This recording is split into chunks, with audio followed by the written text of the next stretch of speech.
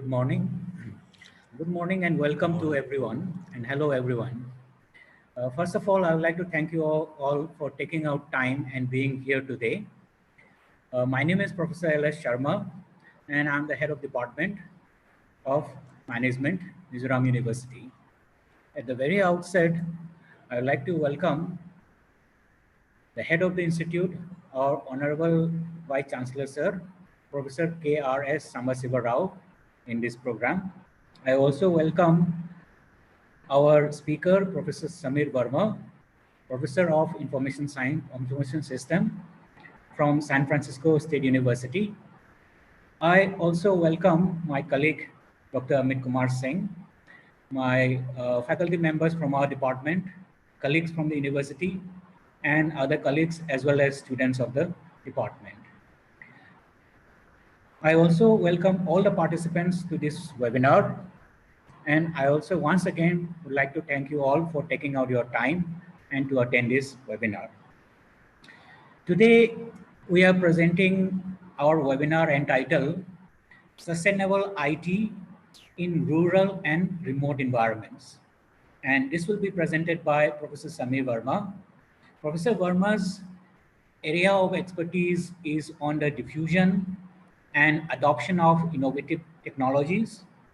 He is also currently working in several projects related to open source software, sustainable IT in rural and remote environments.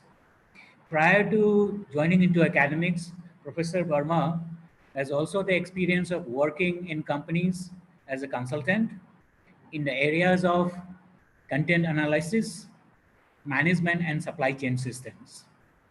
Professor Verma is also on several advisory boards at international level, and he is also one of the founders of initiative at San Francisco State for the program One Laptop Per Child at San Francisco Community. The Department of Management, which has organized the webinar, was established in the year 2006 and started functioning as a full department from the year 2008 onwards, with an intake of 20 students in one of the transit academic blocks of the university. As of now, we have had 10 batches of students who has gone through the MBA program. The department has also initiated another program called 5-year integrated program, IMBA, in the university. The programs of the department are also built on the foundation of activity-based learning models, and the participants of this program go through a challenging developmental process in which we try to build the character, competency, and confidence, and try to foster the understanding of business and sound judgments. The program offers an integrated set of skills from the fundamental functional areas of management to the practical methods of analysis and education of decision making to gain strategic perspective and to deliver recommendations. The department offers specialization in 4 disciplines in the core areas of marketing, finance, human resource, and small business and entrepreneurship development. Some of our notable placements from the department are in the organizations in parts of India like Taj Lands End in Mumbai, Muthoot Finance, Nestle India, ITC, Vodafone, some of the academic organizations like NIT, Axis Bank, HDFC, and so on. At the outset, I would like to explain a little bit about Mizoram also. Mizoram is located in the northeast part of India, and it is sandwiched between 2 countries, that is Bangladesh and Myanmar. And being in a remote location place, along with the steep hilly terrain, there are problems associated in terms of transportation and infrastructural development. Despite these setbacks, we are in a position where IT has, and To further enhance the use of IT in these times of lockdown and in sustainable manner, to further apply the IT in the far-flung rural and remote environment, we have taken up this topic. So we are very fortunate to have Professor Samir Verma, who is well versed in this area and has agreed to give us a talk in this area. And just to mention a little bit about the housekeeping of this webinar before we get started, we also would like to mention that this program will be recorded, and those who want to take the program, you may ask the write to us also. And if you have any questions during the presentation, please type your questions in your Q&A icon at the bottom of the display. We will try to bring them up after the presentation, and we will also have time for questions at the end. So now, without further much ado, I'm handing the time over to Professor Samir Verma. Once again, I welcome all those who have joined now, and I once again welcome Professor Verma. Now to Professor Verma. Thank you very much. Thank you, Professor Sharma, and thank you, Dr. Singh. Good morning and welcome. I'm currently in San Francisco, where it is a little past 9:30 p.m., so a little past dinner time, and it's morning on the 2nd of June on your end. So, and it's on the 2nd of June, so you're living a little bit in the future compared to me. So my name is Samir Verma. I'm going to share some of my experiences with you. I'll give you context. I will walk you through some of the things that we have done here in the last 10, 12 years in this space. And hopefully I can answer questions, but perhaps give you pointers to new concepts, new ideas, and so on.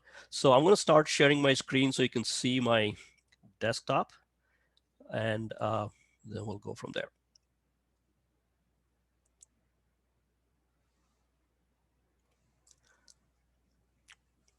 Okay, so I hope you can see my screen. So today's topic is sustainable IT in rural and remote environments. Now, when I was thinking of doing this webinar, I was trying to figure out what's a good way to deliver the content in the space to an audience. My assumption here is that majority of the audience here is academic, faculty and students and staff and so on. But I also wanted to think about use cases where you are not in the academic environment and you are looking to do something practically and professionally in terms of an implementation. So this will be a combination of a little bit of the experiences that we've had in the field, and also well supported by the kinds of frameworks we typically see in academia. So I'll try to do a balance of the two, and of course, send us your questions so we can address the issues that pop up on your end. And I believe we are doing the question and answer at the end, correct? Okay, so unless I hear otherwise from the organizers, I'll stick to that format.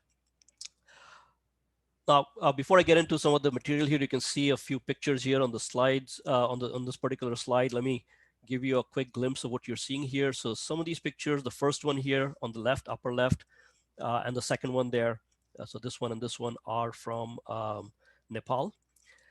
This, I believe, is from West Africa, Mali, if I'm not mistaken. This is from Gaza. This here, I believe, is from Kenya. This is from Peru. I believe this is also from Peru. And I believe from Nigeria. But anyway, so the pictures you see here are from all around the world, and you will see something common here, that the children are sitting in front of a laptop that looks like a toy. It looks like a child's toy, green in color. And so that's kind of where the beginning of this topic happens for me. So let me give you an introduction. As I just said, my name is Samir Verma. I'm a professor in information systems at the Lam Family College of Business at San Francisco State University. So you can see a little bit of detail there on the university here. San Francisco State University is one of 23 campuses, which all are part of the California State University system. So technically it is one university with 23 campuses. Our campus is in the city of San Francisco, which is very urban, very dense. So we are an urban campus. Um, the university has been around since 1899, so it's somewhat old for these parts. The student population it's approximately 29,000 students. It fluctuates between 29 and 31,000 students. And we have some on-campus housing, but majority of our students are they travel during the day, come to school, study, and then they go back home. I've been at San Francisco State for a little over 20 years. So I started in the 99-2000 academic year. So it's been a while in the information systems department, and I've gone through the whole process of, coming in as new faculty with my research, and then over 5 to 7 years, your research field changes. And so in some ways, I've sort of fallen into this space, and I'll discuss that a little bit with you because it's relevant. Why such an odd topic? Why such a strange topic, which in my opinion is not mainstream when it comes to things like MIS. My areas of interest, access to information. I think that's very crucial. I do some work in remote networks, sometimes also called edge networks. I'll talk about that a little bit later. I've done a lot of research on free and open source software. I've also worked with open source software projects. I have served on the board of directors of some of these nonprofits that support open source software, free and open source software. So quite quite a long association with this concept. I actually started working with free and open source as a user when I was in graduate school back in the mid 90s. And I realized that, beyond just the value of software, there are some interesting philosophical issues here. So that became an area of research, and I pursued a fair bit of work there. Related to that is digital commons, which basically takes the concept of free and open source software, but extends it to the concept of anything that's digital. So, it's not just software, it's not just code. It can be music, it can be movies, it can be audio, video, it can be photographs. Essentially the same concept, but applied to all kinds of things in the digital commons.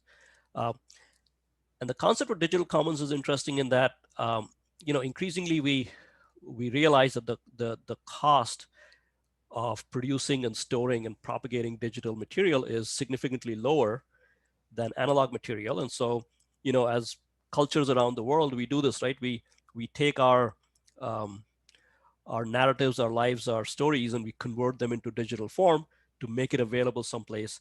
And so therefore, it is also important to make sure that these stories, right, these windows into our lives, into our societies and cultures, should be in a format where, 20 years from now, you should not say, oh dear, we used a proprietary format, and guess what? All the movies are now locked and we can't actually watch those.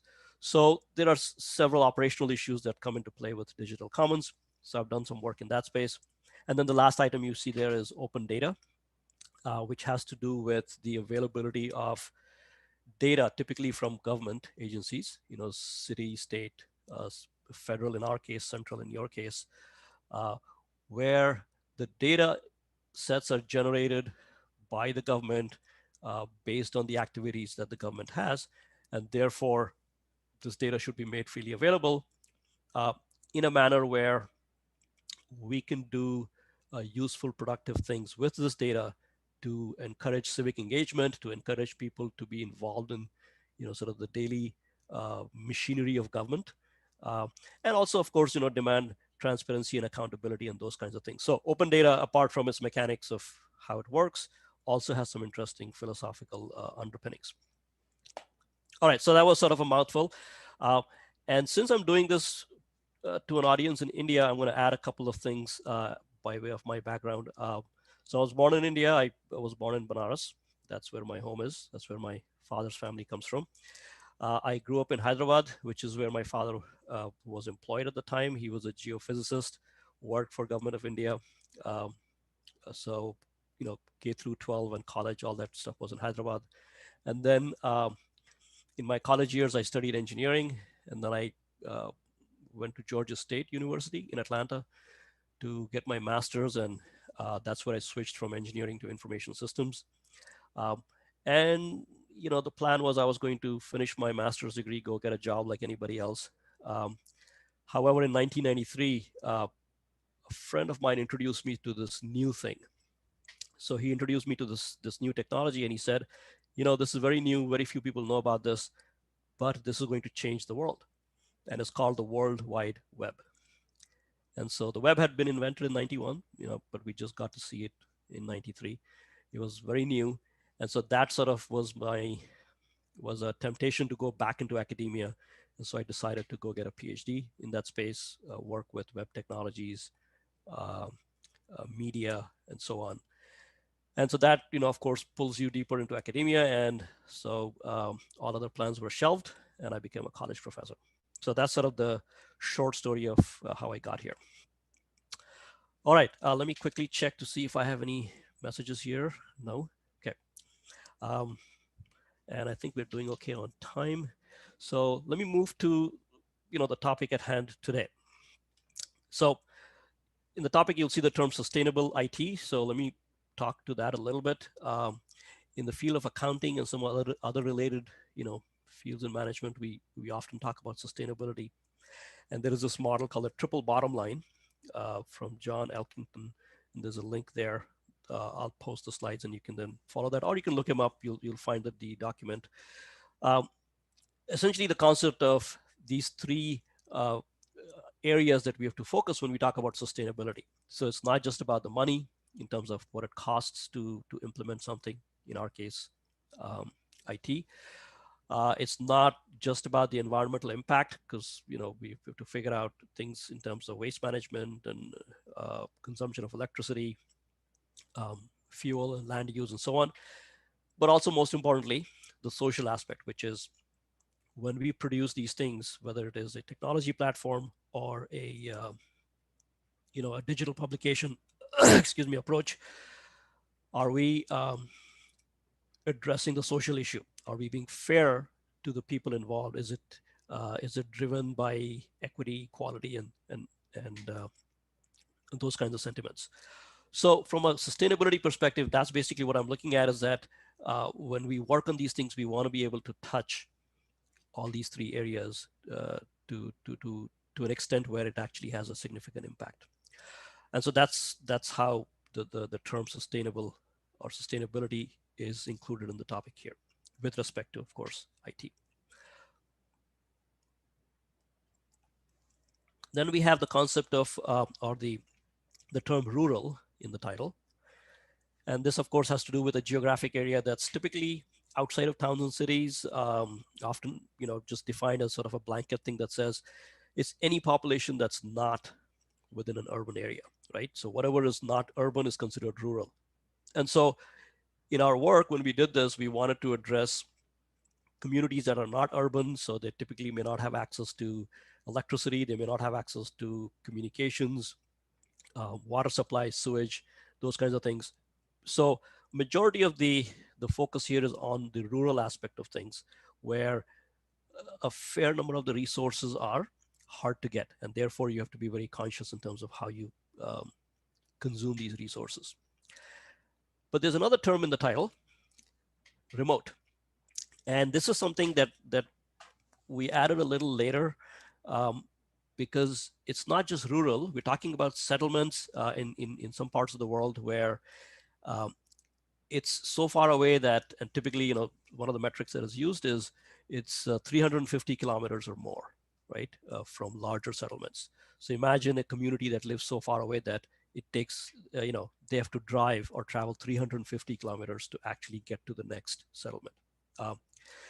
And I'm not sure in the context of Mizoram or that part of India how relevant this would be in terms of distance, but it is definitely things that we see in different parts of the world. And then the other issue is that it lacks transportation links. So typically you don't have roads. You may not have access other than maybe a river or a pathway. We see a lot of communities like that in some of our projects that we did with groups in Nepal, for instance. So remote is an addition to the rural concept that you see here. So it's both rural and remote is what we wanted to address. All right. So with that out of the way, let's get to the topic itself. So bulk of what I'm going to be sharing with you today is actually in a paper that we wrote some time ago. You can see at the bottom there, Verma and Ryan. This is a framework for information access, and so that's kind of where the research is coming from. And this was IEEE symposium in 2016, I think the end of 2016. So the idea here is that we're looking at universal access to the internet because the idea is that it's a tool for empowering for a variety of reasons. It's access to information, it's access to being able to search for things, being able to communicate. It's a tool for empowerment for communities that are far-flung, remote, rural. In so many ways, you may see this in your lives, excuse me, every day, that when you have a question of some sort, the first thing we typically do is pick up the phone or get onto the laptop, do a search, and a few seconds later, you get the answer. If you don't have access to the internet, you cannot get that answer. It will be very difficult to figure out where that answer will come from, right? So it may be something very important, like perhaps you want to understand the various cycles of planting crops because of impact of change in the climate, or it may be something very entertaining, like perhaps I'm from Hyderabad, so perhaps you're intrigued by the origins of biryani. Where did that come from? But in any case, if you have access to the internet, in a few seconds you get the answer. If you don't have access to the internet, obviously you're not going to have access to that information. The other is when we talk about universal access, it's ownership. It's not something that we as the rest of the world are providing to them, but basically build it in such a way that they feel that this is owned by them. This is something that they own and they can grow in their own communities. And so therefore, the focus has to be on building capability and capacity, not just the capability to get online and search for things, but also build their local capacity. So that was our focus with access to the internet. And this is a huge topic. Clearly, it's not something that I can solve or you can solve, especially as academics, but we wanted to sort of focus on some key aspects. So the framework we looked at was, let's just consider, does that community have access to electricity? And does it have access to the internet? And sort of look at the confluence of those two variables, right? And then see what kinds of solutions exist there. So I'm going to share 3 examples with you today from 3 different projects. The first is from OLPC, one laptop per child. This is a project that came out of MIT Media Lab back in 2005. There's a second one called PCI, which is a group called the People-Centered Internet that I've worked with. And the third is called Wired, which is a healthcare nonprofit. So I'll go through these 3 examples to sort of give you a sense of how these things fit. All right, so here we go. So background wise, and this is coming from our paper, but then I have to go back and update some of the numbers here. So when we talk about access to information, the key limiting factor is the scalability of analog access is very limited. And by analog, what I mean is, imagine you write a book and you have a paper copy. And now you want to disperse that paper copy to 1,000 people. Well, you will have to go find a press. They will have to take your contract. They would have to print your book on paper, create 1,000 copies or 10,000 copies or whatever the demand may be. Then those copies would have to be shipped. And so the scalability of analog access is incredibly poor when we talk about going worldwide. And so clearly early on, we've decided, right, we want to switch over to a digital form for all kinds of access to information because the access to information through the digital medium is very scalable. So having said that, when we look at the stats today, as of, I think, end of last year, or beginning of this year, 58.7% of the world's population is on the internet. So close to 60%, which of course means that 40% of the world is not on the internet. They're not on the internet. They don't have access to information that we do. They cannot look up things. They also cannot check out your Instagram or watch movies and stuff like that, which is a far cry from just basic access. So 40% is still significant. It's a surprising number. I think the proportion of people who are not connected has been shrinking rapidly, but still in 2020, it sits at about 40%, a little over 40%. I just find that incredible. Okay, so the next thing is, when we look at internet access, what we found through research and even our own experiences is internet access is not a binary variable. It's usually treated as such for statistical purposes, where they'll say, we did a survey and we found so many people have it and so many people don't. Just like I said in the previous point. However, in cases where people have internet access, so if let's say we said, yes, I have internet access, it simply means that you are able to connect to the internet. It doesn't mean you can use the internet for all kinds of things, right? So perhaps your connectivity is good enough for email. Perhaps it's good enough to do some searches on the web, but it's certainly not good enough to watch movies or YouTube or Netflix or whatever that case may be. So while in terms of numbers, we treat it as a yes, no variable, in reality, throughput, latency, and all of those things play a big role in the effective use of the internet. So that's the information access part. The next part is, it has to do with access to electricity. I mean, these are computers, right? You need power to run them. So some more numbers here. 13% of the people live without any form of electricity.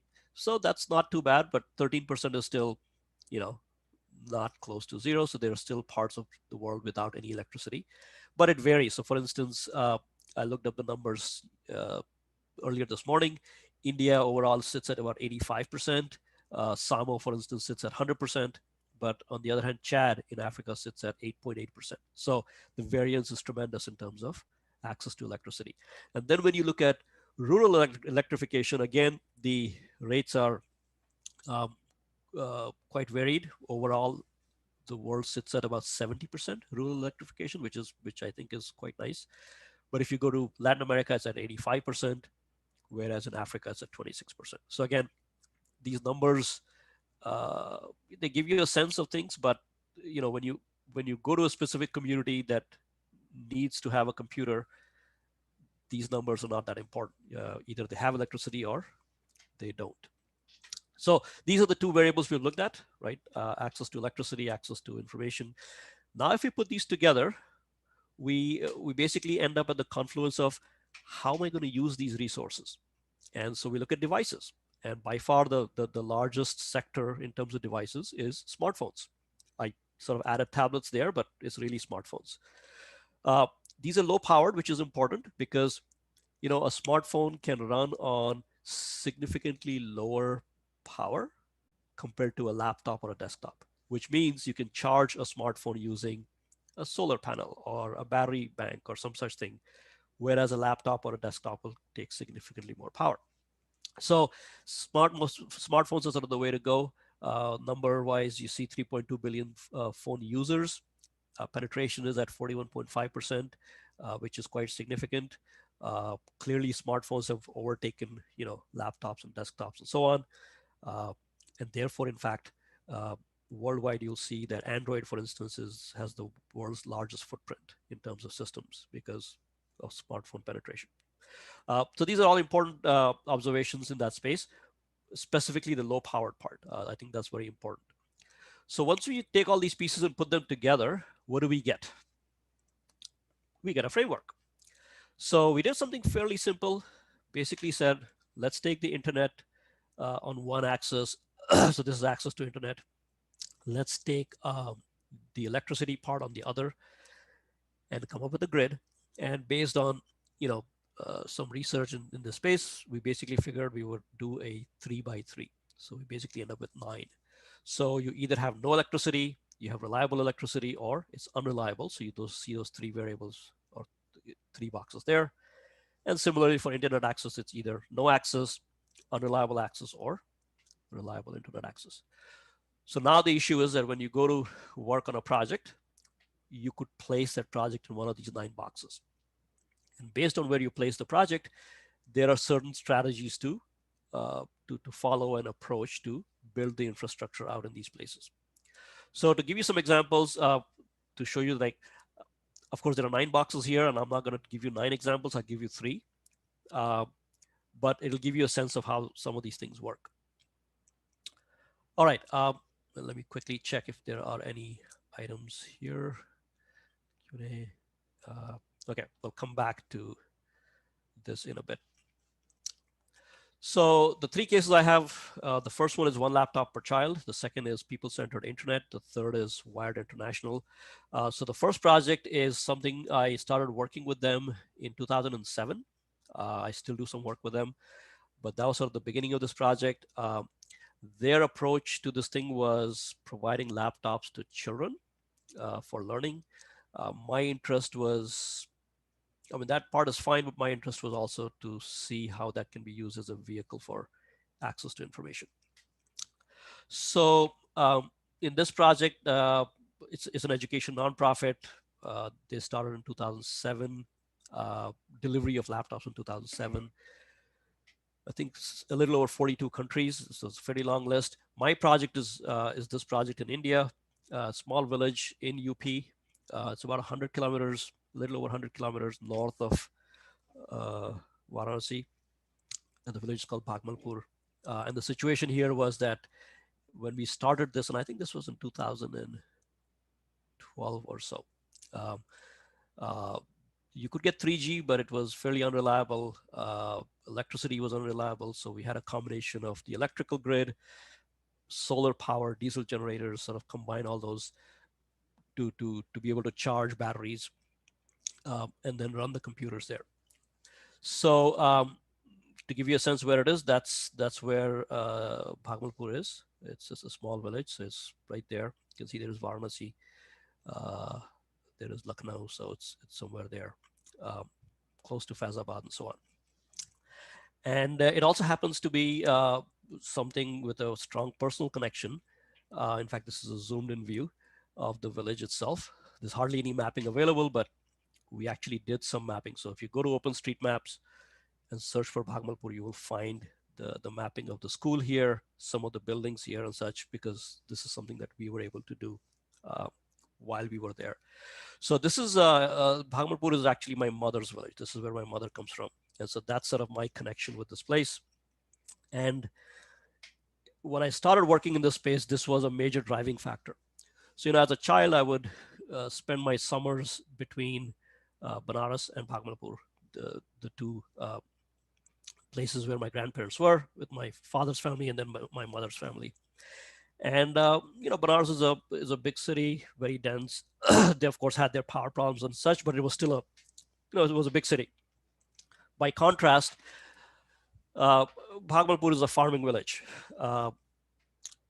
They got electricity sometime in the late 80s, I think. So it was very quiet and sort of a typical farming space. So a lot of my childhood memories are from here, including the families and people. And so when I started to look at this aspect of access to information as a researcher, right, in terms of the technologies that we have available to us and how they can be implemented, by default, my mind would go here. My mind would be, what if we could do this in Bhagmalpur? How would that work for us? And so that sort of got me started with a lot of work. And it's taken a long time. It took us many years to sort of set this up because of a variety of things, including access to resources and funding and so on. But eventually we managed to implement a project here. So here are some pictures to share with you. This is a local school that you see on the picture on the left, the Purva Madhyamik Vidyalaya, where children study up to 8th grade. And in fact, this is the school my mother went to. And this school has a long history. From what I understand in my family, the school was started by my mother's grandfather, and then post-independence, it was essentially handed over to the UP government to be run as a public school. And then you see some pictures on the right. These are children who got the laptops, and there was a little bit of training, but for most part, they really took off very quickly to figure out how to use it. You'll see in the picture on the lower right, there are these two kids who are watching a TED talk. And so how do you get TED in the middle of nowhere with no electricity and no internet access? And so that was, in fact, one of our learning experiences, is like, how do we provide access to information? So what we did was we decided to build a server. So basically, if you think of how the internet works, you have content services around the world. And then let's say my content server is in San Francisco, but I would like to provide you access to that content in Singapore. Then I would essentially create a mirror of my server in Singapore so that the content gets mirrored to a location very close to Singapore or in Singapore, and the local access becomes very quick. So in some ways, we leveraged the mirroring technology, and we created a server that we could run at the village, right, in Bhagbapur. Now, this is not a traditional server. You'll see the picture on the left side. That's what the box looks like. Those are car keys. So it's a very small unit. In fact, you can put it in a backpack and easily carry it with you. The power consumption on this is very low. From what I recall, I think the power consumption on this was somewhere about 4 to 5 watts. So it was possible to, in fact, run this device on a battery backup. And we would be able to run it for 12 to 14 hours. So we would put a server here. It has its own Wi-Fi, so it sort of acts as its own base unit, base station. And then what we did was we would put content on this device that was relevant for education. So we were able to, and this took a while, but we were able to figure out how to take content, for instance, a clone of Wikipedia in English and Hindi, a clone of TED, a clone of Khan Academy, OpenStreetMaps, Project Gutenberg. We even created our own book server called Pathagar, which allows you to create like an offline digital library of the books you would want in there.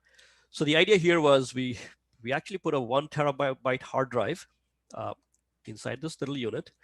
The content, from what I recall, took about 700 plus gigs of space. But you can think of it as an offline mirror, as in it's not connected to the internet. It's available in Bhagbapur. It has a radius of about 300 feet or so.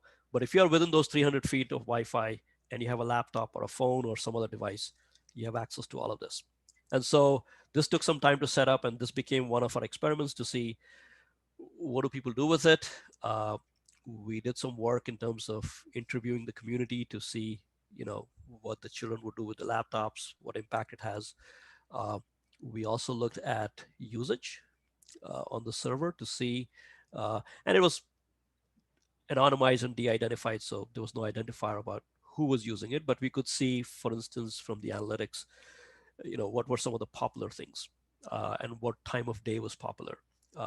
And we also were able to implement some technologies that would, for instance, I think after 10 p.m., the server would go to sleep to conserve power, and then it would wake up again at 6 a.m. and then, provide access through the rest of the day. So this ran for a few years. We did a bunch of upgrades to this, and it was quite interesting. Not everything works, as in there were some failures. The hardest part was if something failed, nobody locally had enough technology know-how to go and fix it. So we would have to find students in universities close by who were willing to travel for, maybe 2 hours or so and go fix things, stay there for a day or two, and then come back. So it wasn't foolproof, but while it worked, it was quite interesting to see that these children had access to information. And this is at a time when 3G access was barely there. So it was 2G, 3G, but it was also very expensive. So you couldn't simply go online and look up whatever you wanted. So we ran this project for a few years. This was the India experience. And one of my colleagues who helped implement this, he still lives in India, and he's done a whole bunch of other projects in India. The picture you see here is one of his projects in Ladakh, where that unit is a solar-powered content server. So what I showed you here, basically the same thing, but it's 100% solar powered, completely off the grid in Ladakh, running off of that solar panel. And he's written a lot of details. When I post the slides, you can check it out, but I'll quickly show you the things he has combined. So this is from 2016, and he's done some other work since then. So this is his work here in terms of setting up things, how much it costs, how much time it takes, and so on. So some very interesting details he has here. So if anybody's interested, he would be a great contact to look up to get details, especially because he has the experience of doing this locally in India, buying things like batteries and routers and so on. Let's see. So that's Anish's work, and he's still sort of working on projects in other parts of India as well. I think he's done some projects in Rajasthan and Madhya Pradesh and Himachal. So those are some of the places he's done projects. All right. So that was sort of in a nutshell the project we did in India. The next project I have for you is quite different. This is with an agency called Wired International. So Wired International is a health information nonprofit. This was actually started by a professor on our campus back in 1997. And the idea here was, it's a similar situation, but in this case, we are not targeting children and access to learning. We are looking at people who are in the community who provide social, support for health issues. And the idea was, one, how do we provide information, health-related information to them? And two, how do we train them and give them enough so that they can support their communities in case they don't have access to a doctor and so on. So I now serve on the board of directors of Wired, and I've been doing that for a few years, and I actively build things for them. This particular project I worked on was with another project called Project Amazonas, which is a project in Peru. They provide a boat that goes down the Amazon River for all kinds of social and health and economic support for the communities along the Amazon. And so we teamed up with them. Quickly give you a peek into Wired. This is Wired International. So some of the pictures here in terms of what we do, a fairly long history now, over 20 years of working on this. So in this particular project, the requirements were different in terms of what we had to build. So to give you a sense, this is Peru. So in South America, on the western side of the continent, there you can see Peru, and there's their capital of Lima right there. And then as you go into the eastern side is where you interface with Brazil, and the Amazon sort of goes across. If we zoom in, this is that segment of the Amazon. The nearest town is Iquitos, which can be reached by air. They have a small airstrip there, there. But from Iquitos to go up the river to any of the other communities, there are no roads. So you have to take the boat, and you have to go up the river. And once you come to a settlement, you basically, moor the boat, get off the boat, and then you go work with that community. So the community that we work with, so this is Iquitos in Peru, which is where the airstrip is. So you would fly into this place, and then you take a boat from Iquitos into the river. And so this is Mishana, which is one of the communities we worked in. So the team basically goes on that boat. You can see on the lower right is the boat. It's a fairly big boat, so it's not like a small boat. But you take the boat up to the community, and then they provide you with typically the local school or classroom or something. And we have some medical students from Peru and some doctors who come in from Europe and US and other places who work pro bono. And so they will set this up, and you see that pink laptop you see there is the clinician's front end, the software that is used by the clinician to do the recording of all the data and the diagnosis and so on. And then on the back end, we basically provide a self-contained case. So what you see here is this yellow suitcase. This is actually in my office when I was working on it. This yellow suitcase is fully sealed, self-contained. It's sort of one of those things you may see in an Indiana Jones movie where you throw something from the helicopter, it lands in the river, is very robust. In the suitcase are laptops and other devices, which are the clinician stations. So the doctors and the nurses will sit with these laptops in different parts of the room. The server that runs the system is completely battery powered and contained in the case. It also provides its own Wi-Fi and provides its USB backup. And every so often, there is a solar panel on the boat combined with a small generator, which charges the batteries in the case. So the idea is that this is a fully self-contained unit. You do not have to, go set up anything. You basically open the suitcase, pull out the laptops, and you're ready to go. And what this does is, you can see a screen there. This is an electronic medical record system. So this is an EMR. You can see the screen here. It's in Spanish for Peru. This is what the clinicians will use to enter the data and record the diagnosis. And then the server actually records all the stuff. They can print receipts from there. It's completely portable. There's a portable printer. And then some of this data is shared with the Ministry of Health, which is one of the sponsors of this project, which we're able to extract from the EMR securely and send off to the ministry. So again, in this case, you can see no electricity, no internet access, there's no infrastructure. So we decided that instead of going to this settlement and building something there, we would build everything into a suitcase. And that way it actually goes from one location to the other. So this has been going on for, I think we implemented this in 2016. So I'm in fact working on the second update for it right now. That suitcase is back here, and it'll go back whenever air travel opens up again to Peru from here. So this is Wired, and then as a side part of Wired, they have this whole library of over like 400, I think 450 odd health modules. So these are again health information modules available on their site. This, you can see the screenshot here is actually for coronavirus. We had to work day and night to build this as soon as COVID-19 became a threat. So it has got some details about COVID-19, how to cope with stress, how to, understand the immune system and all that.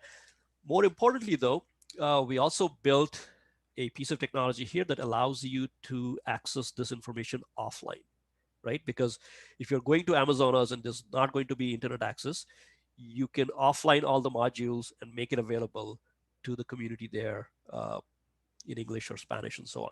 So there is the resource there.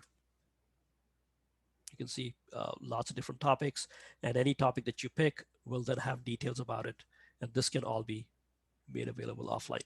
So this is the second system in this particular space that we worked on. And there are again things that do not work. There are some failures here, things that we did not foresee, but for most part, it has actually been quite successful. So that was the second project. Let's see how are we doing on time. The third project I have for you here is with a group called People-Centered Internet. This is also a nonprofit. You're perhaps seeing a trend here. I like to work with nonprofits. I'm not against the profit motive, but I just feel like as an academic and as a researcher, this is one of the better channels for me to put my effort to some good use. So People-Centered Internet is a nonprofit around here.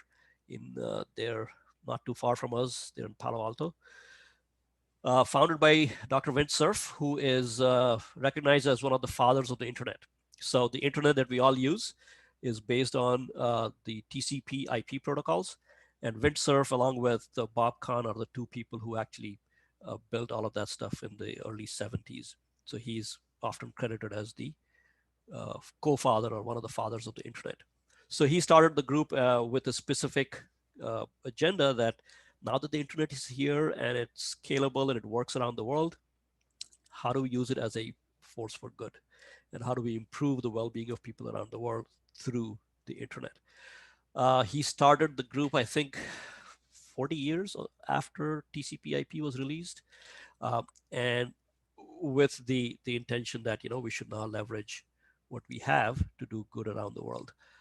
So I worked with this group. We've had the great fortune, of working with Windsurf, an amazing person. Vint is now in his, I think he's 75 or 76 years old. Amazing amount of energy and focus. And I would say personally, for a man of his stature, he doesn't hesitate to roll up his sleeves and start working on things whenever he gets the opportunity. So an absolute pleasure to work with this group. For them, I worked on a project where we built, again, something similar, which is access to information for schools. These are in Tunisia. And you'll see I say undisclosed locations because we were not told where these would be for some issues of privacy. For the schools where they wanted this information system to be, they didn't want it to be widely known where these would be because they have a local issue with certain groups of people there that if they find out that these kinds of information resources are available in schools, they will come and destroy it. And so we were not told where these would be deployed. And they wanted something that could be shut down very quickly and you could just put it in your pocket and move it. So we had to build something that was very small. They also did not want any data retention because they didn't want people to get in trouble with any kind of data retention. So we had to build things where the system works but doesn't retain a footprint of who's been using it. And they do have access to electricity, but this requirement of you may have to shut down quickly. You don't have the luxury to log in and issue the shutdown command or whatever. You just have to pull the power and walk away with it. So we had to build it for those requirements. So it's a self-contained unit, also offers offline content. It has its own sort of self-managed Wi-Fi. We did build a portable analytics module in there so we can pull the analytics, but the analytics are encrypted. So if somebody were to pull the USB drive out of it, they would not have access to the data. It is easy to transport. You can kind of see that picture there. This is the Raspberry Pi Zero, very small in size. So it's 66 millimeters by 30 millimeters. You can see the USB plug there. That'll give you a sense of the scale. You'll see there's a micro USB card sticking on the side. And it's interesting, this device here in the US costs $10 on Amazon. So 10 US on Amazon. But when we built everything and we put this in a case, we had to actually fill the case and a whole bunch of other openings with epoxy because we didn't want anybody to be able to plug anything and pull any kind of data out of it or be able to open it to get access to the micro SD. So we actually had to fill it with epoxy before shipping it. So this is for the Tunisia project, and this had a whole library of content. We built something called CARL, Knowledge Acquisition Repositories for Learning. There's also offline. Again, you'll see similar. It has Wikipedia, Khan Academy, TED, health resources. They wanted us to add the capacity for the teachers to add local content, which we did in the software, but they never used it. They simply wanted to use it in offline mode, but never really created their own content. So that was sort of a failure of that project. I think they needed a lot more training. But other than that, the materials were actually used quite well. So that's the third project there. And now coming back to our framework here, so that's kind of where these three projects sit. The first one laptop per child, is here. We have unreliable internet access and unreliable electrical grid. So that sits over here. The wired example in Peru is here. No access to the internet and no electrical grid. And the PCI example, the third one in Tunisia, is here where they do have electricity. They don't want to be on the internet. They want it to be completely offline and don't want to have traces with data going to the ISP. And so we had to build that with no internet access. So you can kind of see where these three things fit. And of course, there are other boxes here. If you look at the lower right box, reliable internet access and reliable grid, that's not a use case of any interest. I mean, that's business as usual. But as you go to the left side where you have no grid or no access or unreliable grid or unreliable access, those become interesting use cases to see what is it that we can do to provide people with access to information. So that's kind of where the three things fit. In the tail end of it, after we did a bunch of this work, I'm always sort of bothered by this, which is, we do a lot of research, we write those research papers, they get published. Uh, uh, on the practitioner side, people hardly pay attention to that work. They say, oh, that's academic work. So there has to be sort of a good combination of the two, right? Work in the field and work in academia, they should have a good combination. So going back around 2012, we see this new space of research coming up called fog computing. And it's a very interesting concept. So a fog, and you live in Mizoram, so you're familiar with the fog. I live in San Francisco. We get a lot of fog here. So what is a fog? Fog is a visible aerosol, right? Which basically tiny water droplets, which is close to the Earth's surface. So basically it's a low-lying cloud. Fog is basically a cloud, but it is very close to the ground. Now, when we look at cloud computing as a field, cloud computing it's an on-demand system, lots of computing resources somewhere centrally located at a data center, right? Fog computing is essentially extending the same set of technologies, but bringing it closer to the user, closer to the edge. So if I took cloud computing technologies and implemented it in Bhagmalpur, my mother's village, that wouldn't be cloud computing, that would be fog computing. And in effect, what we've done with these three projects falls in that space of fog computing, because we are leveraging a lot of the cloud type technologies of virtualization and so on in these devices. But we are running all these things very close to the edge, very close to the user, with a very small footprint, powered on solar panels and batteries and so on. So a very interesting space of research. There's a good article here. I've put that at the bottom there. It's actually part of proceedings that you can find, and makes a good foundation of where this field has come from and where it is going. I think we'll see a lot of this with the advent of IoT in many spaces, and with home automation that we see around here in our homes. You talk to your you talk to your phones, and you talk to your TV, and your TV is connected to the internet and all of that stuff. Home automation is essentially in many ways fog computing. So there's lots of interesting space research space in fog computing. So I figured I would bring that up as a framework. And so in conclusion, in terms of wrapping all this stuff, when we begin with a specific use case of providing sustainable IT infrastructure in these places, the two things that we look at is what is the picture with electricity, and what is the access to internet looking like? Is it there? Is it somewhat there? Is it not there? And based on the combination of those two, as I showed you here in this grid, based on that combination, we would then figure out what's a good approach to set up the infrastructure, whether it is self-contained in a suitcase, or is it installed at the local school. And then we would also look at content delivery, whether it's completely offline, it's hybrid online, offline. We've also learned to focus on off-the-shelf equipment. So nothing custom, just buy things that are available online easily, preferably locally, so that you don't have to ship equipment from somewhere else. And for content, we typically focus on commons licensing. So you'll see, like in here, Wikipedia, Khan Academy, TED, these are all available under a reshareable commons license. So we're not, violating some proprietary license, and we are not required to give them a fee. So that allows us to scale this up in many locations as well. So those are some of the guidelines that I would share with you. In closing, I would say most important, in my opinion, is, all that technology is great. Don't forget to involve the community. Always reach out to the people where you're doing this.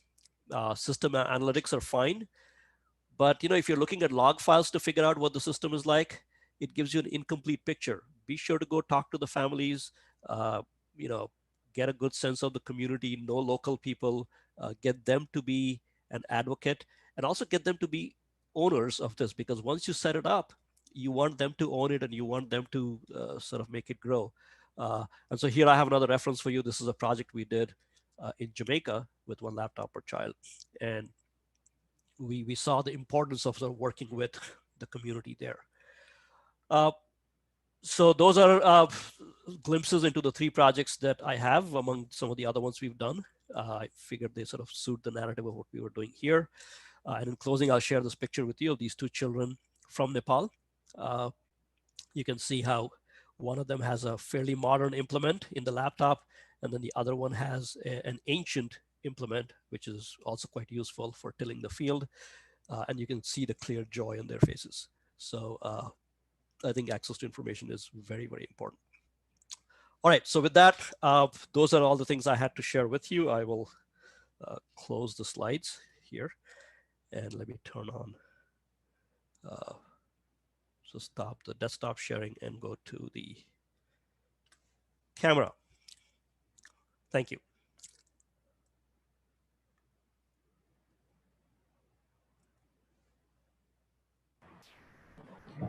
Video.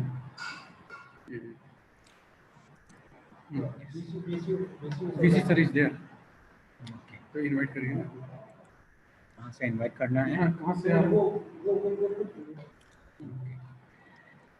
शुरू करिए, बाद में पहले invite किया जाए. नहीं पहले question Okay. पहले बोल सकते हैं. Okay, thank you very much, Professor Samir.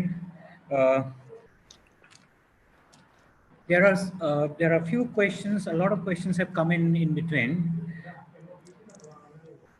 Join कर दिया है ये. वो सुन ले हैं. So before going to that, I'll just like to request our Honorable Vice Chancellor to say a few words. Oh, certainly. So, to Professor Vice Chancellor. Good morning, everyone. Dr. Verma ji, it was a very wonderful presentation. Thank you. I have been listening your lecture. It was really good, and you have given the various advanced inputs of the situation and other environment. It was very good. Actually, I have been listening it, and thank you very much for having the students and the participants for giving valuable information to our university, and also there are many participants from different places, different parts of the country. I think 1,000 people are there. They have been listening very patiently, and it was very good appreciation, and more than several questions also coming up, and very good appreciation I saw. So very good. Thank you very much for your help to our university and other university participants. We look forward to have a good collaboration in future, and also if any necessity arises, we'll contact you back again. Thank you very much. Okay, thank you, Professor Rao. It's a pleasure to be a part of this, and I hope this is a beginning, so that if there are projects that people want to do in Mizoram, I'd be happy to help with those. Yes, thank you very much. Thank you. Okay, thank you. So most of my questions are directed to Professor Samir Verma. Some of the questions, let me take up one by one. Let me start with some of the simple conceptual ones which some of our viewers have requested. One of the question has come from Dr. Vinod Kumar Yadav. The question is, he wants to know a concept of sustainable IT. He wants an explanation of the concept of sustainable IT. Sure. So when we're looking at a framework of sustainability, we're looking at the economic aspect, we're looking at the environmental aspect and the social aspect.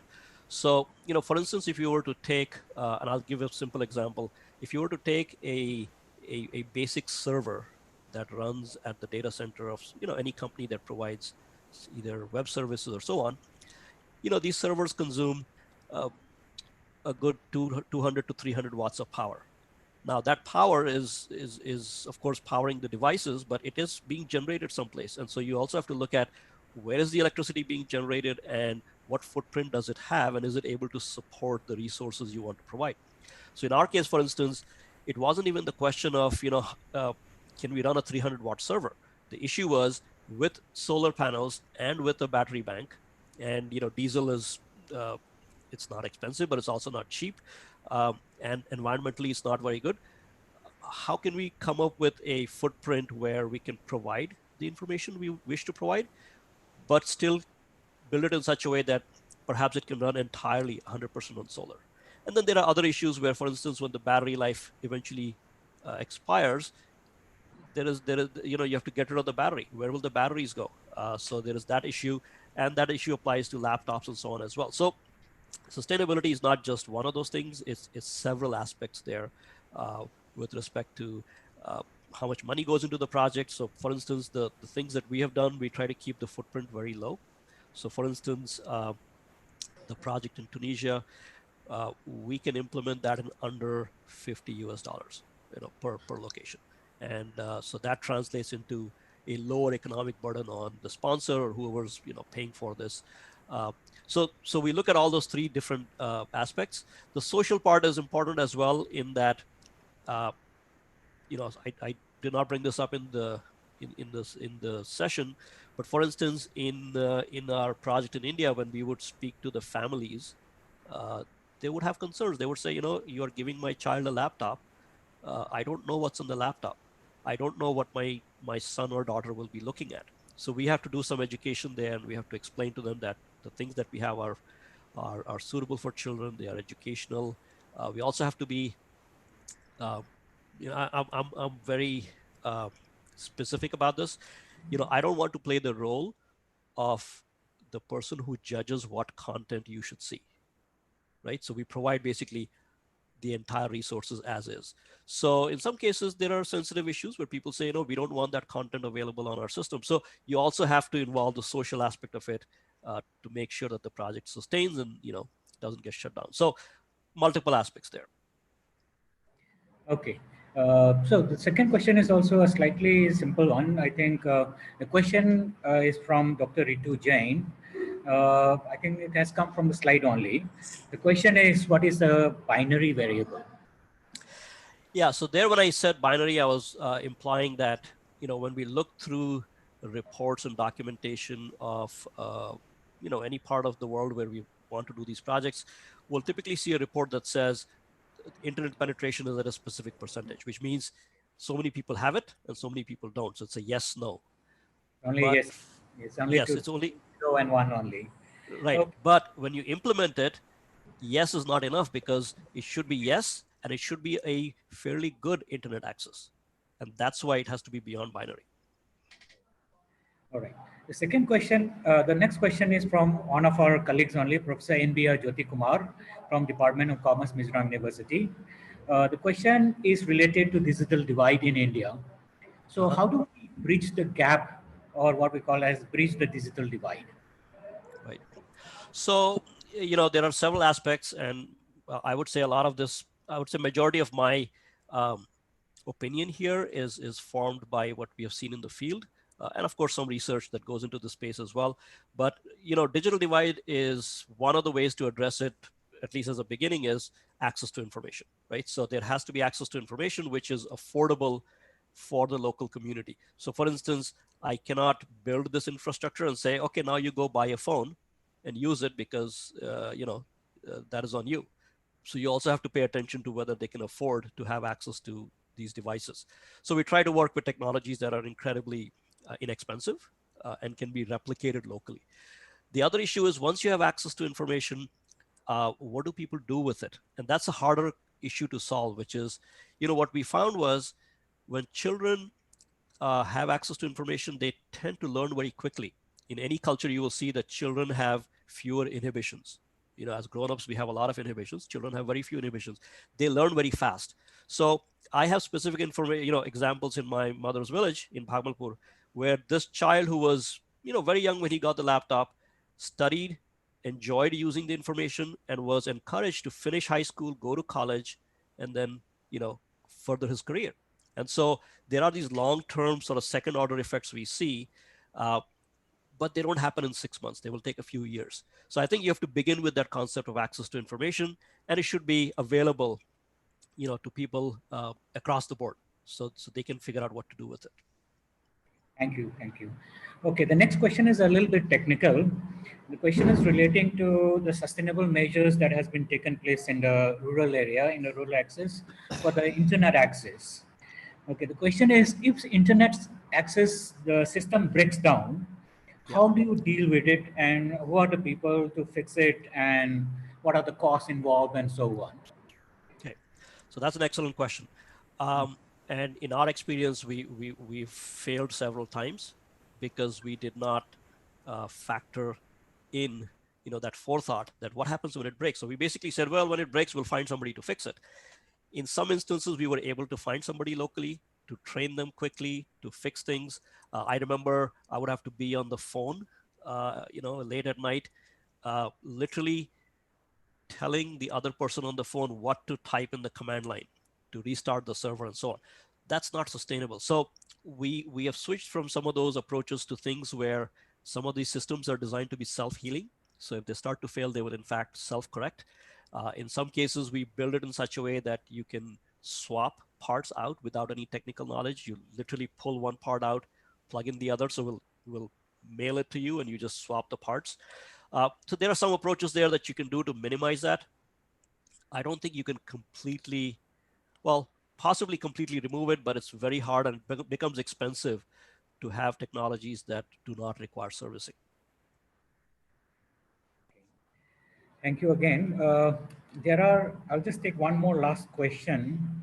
The question is, can we rely on technology on mobiles just to reach to the remotest part of our region, especially for education in current crisis? So this is one of the anonymous questions which has come through. Okay. So, it's an interesting question. So from a technology perspective, let's say you take a smartphone today. Your smartphone will have Bluetooth, Wi-Fi, and 4G, right? So typically those are the three you will see on a smartphone. Now, when you talk about 4G, you're relying on a 4G provider to provide you with connectivity and throughput. So there has to be enough throughput for you to download information and read it and watch videos and so on. In areas where the connectivity is poor or it fails, and there are several places where this will not work, we are trying to bypass that by basically saying, if you cannot get to Wikipedia, we will bring Wikipedia to you, which is what we are doing, right? So what we do is we are building a inexpensive unit that works on Wi-Fi and essentially gives you a clone of Wikipedia next to where you live. So is that a solution in the long run? No. In the long run, everybody should get connectivity around the world. But in the short term, I don't know, maybe for 5 years, maybe for 3 years, maybe for 10 years, we don't have to wait for the technology to happen. We can actually provide that to you now. And for a very, very low cost, relatively speaking. And so that has been our interest, which is this is not a long-term solution, but it addresses the issues now. Okay, so with this, I'd like to thank you, Professor Verma. Now I'd like to hand over to my colleague, to Dr. Amit Kumar Singh, to say a few words. Honorable Vice Chancellor, Mizoram University, Professor K.R.S. Sambhasio Rao, sir. Respected Professor Samir Verma ji, San Francisco State University, USA. Our HOD, Professor Sharma, sir, and esteemed participants. I feel proud and privileged to propose a formal vote of thanks on this great occasion of international webinar related to the sustainable IT and its use in the rural and remote environments. Taking this opportunity, first and foremost, I am highly thankful to our Honorable Vice Chancellor, Professor K.R.S. Sambhasio Rao, who has initiated a large number of innovative activities, and his dynamic guidance and leadership, university is achieving a lot of milestones. And this webinar is one of them. So, sir, we are so thankful to you, and especially for your encouragement, continuous monitoring, and guidance for organizing this webinar. I am sincerely thankful to our guest of honor and speaker, Professor Samir Verma, who has not only accepted our invitation to deliver lecture on such a topic, but he has also guided how to conduct the webinar and delivered so interesting lecture, which is very relevant, especially in our state, Mizoram. Sir, we are so thankful for your acceptance as well as delivering a very exciting lecture. And I am highly thankful to you, sir. I am also thankful to our HOD, Professor L.S. Sharma, sir, who always encourage and give support for organizing such kind of activities. I am also thankful to our IT cell, Dr. Tulanga and Mr. Suraj, whose support is essential for us. Without their support, it is impossible to organize such kind of activities.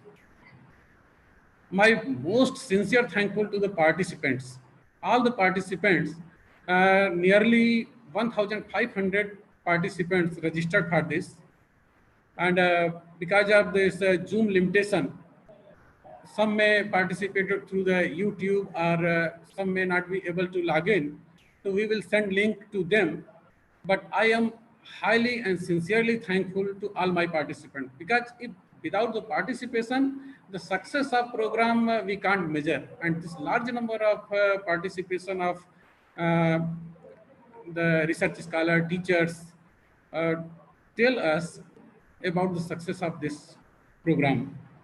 In the last, I am thankful to all my colleagues and those persons who are associated with this webinar directly or indirectly, because without their support and blessings, it is impossible to conduct such kind of program.